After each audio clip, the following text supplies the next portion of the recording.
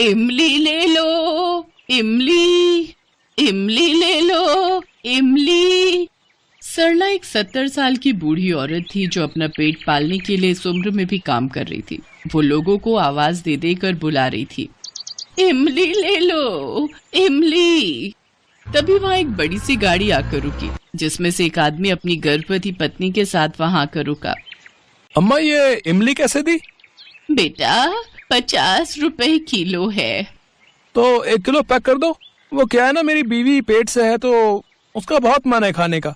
वैसे काकी, आप इस उम्र में ये काम क्यों कर रही हो? इस उम्र में इतनी गर्मी में आपके लिए धूप में रहना अच्छी बात नहीं है। तभी उस आदमी की पत्नी शीतल ने कहा, तो काकी, आपके घर में दूसरा कोई कमाने वाला नहीं है क्या? आपका कोई परिवार नहीं है? ये सुनते ही उस बूढ़ी औरत की आंखों से आंसू बहने लगे और उसे अपने पुराने दिन याद आने लगे। वो अपने बेटा बहू और पोता पोती के साथ रहती थी। सब कुछ बहुत अच्छे से चल रहा था। एक दिन, माँ, मैं और तारा जागरण में जा रहे हैं। आप गुनगुन और रोहन का ध्यान रखना। ठीक है बेटा। कुछ देर बाद, दादी माँ, देखो ना, गुनगुन रो रही है। शैतान, तूने ही इसे छेड़ा होगा। आ मेरी बच्ची। सरला ने बच्चों को किसी तरह बहलाकर लोरी सुनाकर सुला दिया। कुछ देर बाद किसी ने दरवाजा खटखटाया। उस आदमी ने जो सरला से कहा उसे सुनकर तो वो हैरान ही रह गई। नहीं, ऐसा नहीं हो सकता। हम आपकी भावनाओं को समझ सकते हैं माँ जी, लेकिन पंडाल में आग इतनी ज्यादा थी कि उन दोनों का बच पाना मुश्किल था। सरला पर तो जैसे दुखों का पहाड़ ही टूट पड़ा। हे ऊपर वाले, ये तूने क्या किया? तू मुझ बुढ़िया को ही ले जाता। भला मेरे जवान बेटे बहू को यूं ले जाने की क्या जरूरत थी? सरला ने किसी तरह खुद को संभाला। ऐसे ही कुछ दिन बीत गए। फिर सरला ने बच्चों की परवरिश के लिए इमली बेचना शुरू कर दिया। इमली ले लो, इमली, खट्टी खट्टी मजेदार इमली। सरला ने इसी तरह इमली बेच बेच कर उन दोनों बच्चों को पढ़ाया लिखाया और उनकी परवरिश करने लगी। अब दोनों ही बच्चे बड़े हो चुके थे और पढ़ लिख कर दोनों अच्छी नौकरी करने लगे और पैसे कमाने लगे। फिर एक रोज, दादी माँ, हमने वकील से कहकर माँ बाबा की जो गांव की जमीन है उसके पेपर मंगवाए हैं, जिसमें साफ साफ लिखा है कि उनके जाने के बाद उनकी जमीन पर हमारा हक है। इसलिए हम दोनों भाई बहन ने उसे आधा आधा बांट लिया है। अच्छी बात है बेटा, लेकिन क्या तुमने एक बार भी इस बुढ़िया से पूछना जरूरी नहीं समझा? जब आपका उनकी प्रॉपर्टी पर 2 कौड़ी का भी हक नहीं है, फिर आपका इस घर में क्या काम? और ना ही हमें आपकी जरूरत है अब, इसलिए अब आप भी इस घर से निकल जाइए। ये तुम क्या कह रहे हो मेरे बच्चों? ए बुढ़िया, यूं हमें इमोशनल ब्लैकमेल करने की कोशिश मत कर और अब निकल जा हमारे घर से।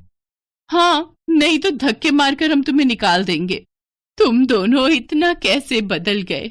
मैं नहीं जानती कि तुम ऐसा क्यों कर रहे हो, लेकिन जब कभी भी तुम्हें मेरी जरूरत होगी तो तुम्हारी ये दादी हमेशा तुम लोगों के साथ खड़ी रहेगी। जिस उम्र में सरला को अपने पोते पोती की जरूरत थी, उसी उम्र में उन दोनों ने उस बूढ़ी औरत का साथ छोड़ दिया। बेचारी सरला टूटे हुए दिल के साथ एक भूसे की झोपड़ी बनाकर रहने लगी और अपना पेट पालने के लिए इमली बेचने लगी। क्या हुआ काकी? कुछ नहीं बेटा, कुछ यादें आंखों में उमड़ गई थी। लगता है आपके दिल में गहरी चोट लगी है। काकी, एक बात कहना चाहूंगा। आपके जैसे हर उस इंसान को मेरा सलाम है जो इस उम्र में भी खुद मेहनत करके अपना पेट पालते हैं। मैं तो ऊपर वाले से यही चाहूंगा कि आप जैसी हिम्मत मुझे भी उम्र के इस पड़ाव तक आते आते देना, ताकि मुझे भी किसी के आगे हाथ ना फैलाना पड़े। ऊपर वाला आपके जख्म को जल्दी भर दे माँ जी। जख्म बहुत गहरा है बेटा, अब तो ये ताउम्र साथ रहेगा। ऐसे ही कुछ रोज बीत गए। सरला इमली बेचकर अपना गुजारा करती थी। उसके पास कई लोग इमली खरीदने आते थे। सड़क किनारे पेड़ की छांव में बैठकर वो इमली बेचती थी। सभी उसे इमली वाली अम्मा कहकर बुलाते थे। इमली वाली अम्मा, मुझे 20 रुपए की इमली देना। इमली वाली अम्मा, मुझे 10 रुपए की इमली देना। हाँ हाँ मेरे बच्चों, अभी देती हूँ। ऐसे ही सरला अपना गुजारा चला रही थी। फिर एक रोज उसने देखा एक लड़का रोड क्रॉस कर रहा था और सामने से एक ट्रक तेजी के साथ आ रहा था। तभी सरला ने उस लड़के को जोर का धक्का दिया और खुद उस ट्रक के नीचे आ गई। उस लड़के ने जैसे उस बूढ़ी औरत को देखा तो वो जोर जोर से रोने लगा। वो लड़का कोई और नहीं बल्कि सरला का पोता रोहन ही था। दादी, दादी, तुम्हारे माँ बाबा मुझे बुला रहे हैं। अब रोहन को अपनी गलती का एहसास हो चुका था, लेकिन अब बहुत देर हो चुकी थी। इमली वाली बूढ़ी अम्मा अब सदा सदा के लिए खामोश हो चुकी थी। अम्मा 30 रुपए के जामुन कर दो। हाँ हाँ बिटिया देती हूँ, ये लो। मम्मी, ये बूढ़ी अम्मा इस उम्र में भी कितना काम कर रही हैं। हाँ बेटा, शायद इनका इस दुनिया में कोई नहीं होगा, तभी तो इतनी उम्र में भी खुद काम कर रही हैं। चलो बेटा, ऑटो वाला वेट कर रहा है। उस औरत की बातों को सुनकर जानकी नाम की उस बूढ़ी औरत की आंखें भर आती हैं और वो अपने आप से ही बातें करने लगती है। हाँ, आज मैं इस दुनिया में अकेली हूँ, पर कल तक मैं अकेली नहीं थी, मेरा भी परिवार था। पर सुनो जी, पापा को गए 1 महीना हो गया, पर तुम्हारी माँ अभी तक सदमे से बाहर नहीं आई। घर के सारे काम मैं करूं और वो आराम से बैठकर रोटियां तोड़े। मैं कोई नौकरानी नहीं हूँ, तुम इन्हें किसी वृद्धाश्रम में छोड़ाओ, मैं तंग आ गई हूँ इनसे। तुम जानते भी हो सुधा, तुम क्या बोल रही हो? ये घर माँ के नाम है, अगर माँ चली गई तो उनके साथ ये घर भी चला जाएगा, फिर रहना सड़क पर।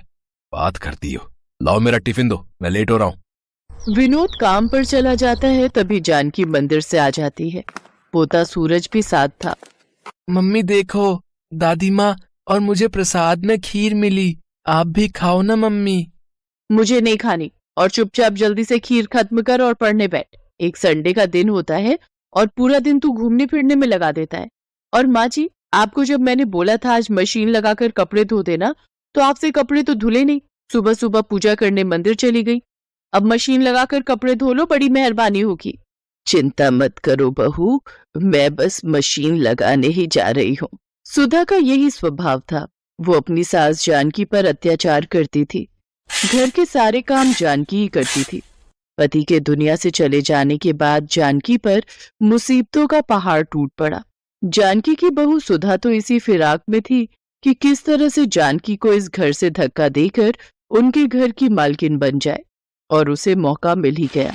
अरे मैं मर गई, ये गर्म पानी बाल्टी में किसने रखा था? मेरा हाथ जल गया।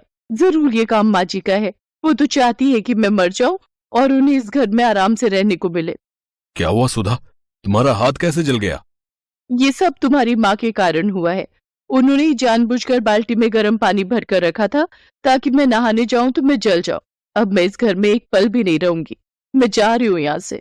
माँ, आपको शर्म आनी चाहिए, आपकी वजह से आज मेरा घर परिवार टूट रहा है। आप कहीं चली क्यों नहीं जाती हो? मेरी इसमें कोई गलती नहीं विनोद बेटा, मुझे तो बहू ने ही कहा था कि उसे गर्म पानी से नहाना है, और मैंने उसे कहा भी था कि बाल्टी में गर्म पानी मैंने रख दिया है। मुझे नहीं पता कि ये बहू ऐसा क्यों कर रही है। तुम बेकार में ही मुझ पर नाराज हो रहे हो। हाँ हाँ, मैं ही झूठी हूँ, आप ही सच्ची हो। रहो अपने बेटे के साथ, सूरज स्कूल से आ जाए तो मैं उसे लेकर चली जाऊंगी। चिंता मत करो सुधा, मैं कोई ना कोई इंतजाम कल तक कर ही लूंगा, पर माँ इस घर में नहीं रहेगी। विनोद काम पर चला जाता है और सुधा अपने कमरे में जाकर सो जाती है। कुछ देर बाद सूरज स्कूल से आता है, तब वो उठती है। मम्मी दादी कहाँ हो सब? अरे मेरा राजा बेटा आ गया, चल तू बैठ, मैं तेरे लिए अभी खाना लगाती हूँ। माँ जी, खाना बन गया या नहीं? अरे ये कहाँ चली गई? मम्मी दादी कहाँ चली गई? उन्होंने मुझे बोला था आज वो मुझे पार्क में झूला झुलाने ले जाएंगी। सुधा पूरे घर में देखती है पर उसे कहीं भी जानकी नजर नहीं आती। वो विनोद को फोन मिलाती है। विनोद घर आता है। विनोद, सूरज माँ जी से मिलने के लिए रो रहा है, अब उसे कैसे समझाएं? चिंता मत करो सुधा, मैं सूरज को समझाता हूँ। सूरज बेटा रोते नहीं है, तुम्हारी दादी जी हरिद्वार गई हैं, वहां एक बहुत बड़ी पूजा होने वाली है, इसलिए उन्हें आने में थोड़ा समय लगेगा। कुछ दिनों बाद तुम्हारी दादी आ जाएंगी, ठीक है? सुधा और विनोद किसी तरह सूरज को समझा देते हैं, पर वो दोनों जानकी के बारे में कुछ भी पता करने के बारे में नहीं सोचते। जानकी सड़कों पर अकेली बेसहारा घूम रही थी। जानकी के पास जो थोड़े बहुत पैसे थे वो लेकर वो दूसरे शहर आ गई और एक झुग्गी में रहकर अपना गुजारा करने लगी। अब तो बहुत से झुग्गी वाले जानकी को जानते थे। जानकी को घर से निकले आज 10 साल हो गए। पिछले 10 सालों से जानकी अपने परिवार से दूर है, पर विनोद और सुधा ने उसे ढूंढने तक की कोशिश नहीं की। गर्मियों का सीजन आया तो जानकी ने मंडी से जामुन खरीदे और जामुन बेचने लगी। आज 80 साल की उम्र में जानकी इस दुनिया में परिवार के होते हुए भी अकेली है और आज भी खुद से कमाकर अपनी जिंदगी गुजार रही है। जानकी काकी, घर चल रही हो? मैं घर ही जा रही हूँ। शोभा बेटिया, अभी बहुत जामुन पड़े हैं, मैं सोच रही हूँ कुछ देर और बैठ जाती हूँ, थोड़े और बिक जाएंगे तो नुकसान नहीं होगा। लाला के जामुन के पैसे लौटाने हैं, घर ले गई तो जामुन खराब हो जाएंगे। और तुम्हारी नारियल पानी की बिक्री हुई कि आज थोड़ी? हाँ काकी, आज बाजार में घूम कर बेचे तब जाकर बिके। मैं तो कहती हूँ मुझे दे दिया करो बेचने के लिए, पर तुम मानती कहाँ हो काकी। नहीं बेटिया, तुझे भी तो अपने घर का ख्याल रखना है। तू भी तो कितनी मेहनत करती है ना। तेरे बापू की तबीयत ठीक नहीं रहती, माँ भी तो घरों में काम करती है। कम से कम तू मेहनत करके घर को चला लेती है, ये बहुत बड़ी बात है बिटिया। चिंता मत कर, मेरी बूढ़ी हड्डियों में बहुत ताकत है। जिंदगी के दुखों ने मेरे शरीर को मजबूत बना दिया है। तुमसे बहुत कुछ सीखने को मिलता है काकी। अच्छा, मैं घर चलती हूँ, फिर तुम आराम से आ जाना। जानकी को जामुन बेचते रात हो गई। उसके पास अभी भी जामुन बचे हुए थे। तभी उसके पास एक गाड़ी आकर रुकती है। अरे यार, जामुन खाने का बहुत मन हो रहा है, चलना उन अम्मा से जामुन लेते हैं। एक काम कर, तू जल्दी से जाकर ले आ, मैं गाड़ी साइड लगाता हूँ। अम्मा 50 रुपए के जामुन कर दो। अभी करती हूँ बेटा। अम्मा मेरे पास 500 का नोट है, आपके पास खुले होंगे? नहीं बेटा, मेरे पास खुले तो नहीं है। सूरज, सूरज, तेरे पास 50 रुपए है क्या? जरा पकड़ा दे है तो। सूरज? जानकी सूरज नाम सुनकर थोड़ी घबरा जाती है। अचानक वो लड़का गाड़ी से बाहर निकलता है और जानकी को देखकर चौंक जाता है। दादी माँ, और यहाँ? सूरज तब छोटा था। 10 साल का बच्चा सूरज आज 20 साल का हो चुका था। सूरज अपनी दादी को पहचान गया और वो दादी दादी कहकर अपनी दादी के गले लगकर फूट फूट कर रो पड़ा। सूरज कॉलेज में पढ़ रहा था तो वो इसी शहर में रहता था। सूरज को जानकी से सारी बात पता चलती है और वो भी अपने पोते से लिपट कर खूब रोती है। इसके बाद जानकी सबसे विदा लेकर अपने पोते सूरज के साथ अपने शहर, अपने घर पहुंचती है। जानकी को सूरज के साथ देखकर विनोद और सुधा हैरान रह जाते हैं, पर सूरज गुस्से में था। मम्मी पापा, आखिरी बार आप लोगों से मिलने और अपना सारा सामान लेने आया हूँ।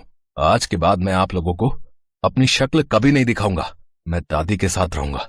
आपने मुझसे झूठ बोला कि दादी माँ हरिद्वार गई हैं, पर आज 10 साल बाद दादी की हालत देखकर सचमुच मुझे आपको अपने माता पिता कहते हुए भी शर्म आ रही है। मैं हमेशा दादी माँ के बारे में आपसे पूछता था, पर आप हमेशा टाल देते थे। कहीं ऐसा ना हो जैसा आपने दादी माँ के साथ किया है ना, कल आपके साथ ऐसा हो जाए।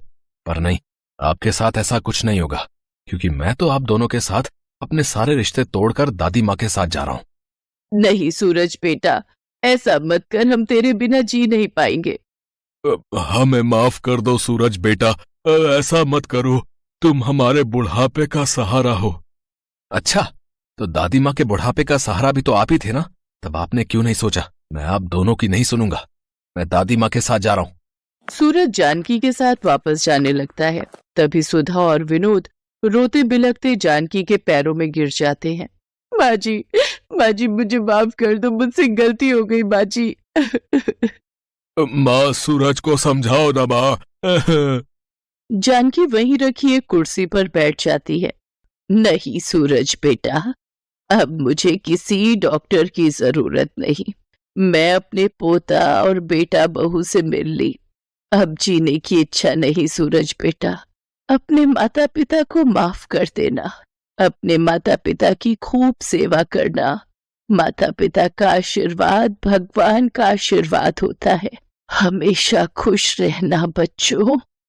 इतना कहते ही जानकी की गर्दन एक ओर लुढ़क गई। ऐसा लग रहा था मानो वो अपने बेटा बहू और पोते से मिलने के लिए ही अब तक इस दुनिया में जिंदा थी। विनोद और सुधा की आंखों में शर्मिंदगी के आंसू थे। सूरज अपनी दादी से लिपटकर बहुत रोता है। आज उसकी दादी गरीबी में जिंदगी के दुखों को झेलते हुए इस दुनिया से जा चुकी थी। Best buddies. Hello friends, thanks for watching this video. अगर आपको ये वीडियो पसंद आया है तो प्लीज लाइक, सब्सक्राइब, कमेंट्स करें इस वीडियो पर, और हाँ, शेयर करना भी ना भूलें। और भी मजेदार वीडियो देखने के लिए नीचे दिए गए बेल आइकॉन को दबाएं। देखते रहिए बेस्ट बडीज।